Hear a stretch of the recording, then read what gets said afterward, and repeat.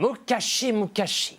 Il y a bien, bien longtemps, quand Izanami et Izanagi ont créé les îles du Japon, ils ont également donné naissance à une multitude de dieux. Les kami. Il y en a partout.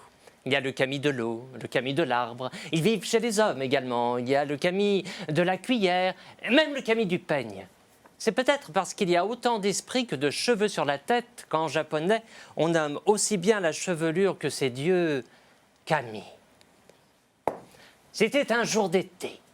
Dans une forêt cheminait un ermite, crâne rasé, bâton de pèlerin en main, grand dévot envers les kami.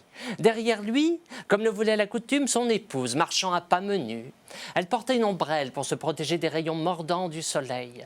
Pour ne pas perdre de vue son homme aux pas larges et pressés, le regard de la femme était suspendu au crâne tondu de son mari. Ils allaient ainsi depuis des heures, quand arrive l'inattendu, la chose qui survient toujours au mauvais moment. Une envie pressante. Maté, attends-moi, mon mari.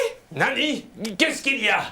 J'ai besoin d'aller au petit coin. Tu peux m'attendre pendant que je vais sur le bord du chemin? Hein? Mais non, enfin, mais ce chemin est sacré, il y a un kami qui vit là. Allons, Alouité, marche. Aïe. Dotta. Yosh, yosh. Attends, j'ai trouvé. Je vais faire pipi là. Hein? Mais non, enfin, mais ce lieu est consacré au kami des 4 saisons, Sampokojin-sama. Allons, on y retourne. Hey, couche-teyo. Dépêche-toi, bon sang. Aïe, Wakata, Tsukashine, c'est pas facile. Elle se contient encore quelque temps, mais quand elle entend le chant de la rivière... Oh, attends-moi, j'ai trouvé. Nanayo, quoi encore? Je sais, je vais faire pipi dans la rivière. Hein? Mais non, enfin. Mais le kami de l'eau vit dedans, il faut respecter sa demeure. Cet arbre? Mais non, surtout pas offenser le kami de l'arbre. Ce rocher? Oh, qu'est-ce que tu racontes? Tu as déjà vu un rocher sans kami? Wakata, j'y retourne. Elle s'accroche, elle est au bord de l'explosion, mais elle tient le coup. Mais comme un drame n'arrive jamais seul, le lacet de sa sandale de bois se défait. Son mari, elle est toujours à pas rapide. Donne. Elle se penche pour le rejoindre. Mais si elle se penche, ça comprime.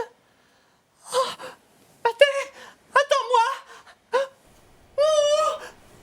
À moi, à l'aide. Tasquete, à moi. Ah, non, y en a. Quoi encore? Tu peux m'aider à renouer ma guetta? Si je me penche, le chemin sera souillé. Soka.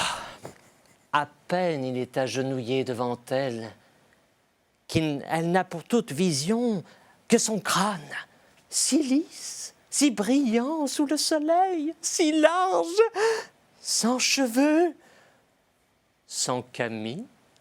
Tiens, il pleut? Et c'est chaud, hein, mais... Non, mais qu'est-ce que c'est? Mais qu'est-ce que tu fais? Non, mais arrête ça, mais tu es folle! Oh, écoute, tu devrais être content. J'ai enfin trouvé un endroit. Sans kami.